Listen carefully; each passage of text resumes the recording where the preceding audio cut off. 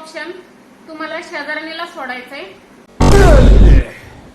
आणि दुसरा दुसरं ऑप्शन, 5,000 रुपये द्या आणि मला सोडा. तुला काय प्रॉब्लेम तर नाही ना? नाही नाही, मला कसला प्रॉब्लेम नाहीये. दे. हे घे. चला आता सोडा. सोडली तुला मार्केटला सोडा.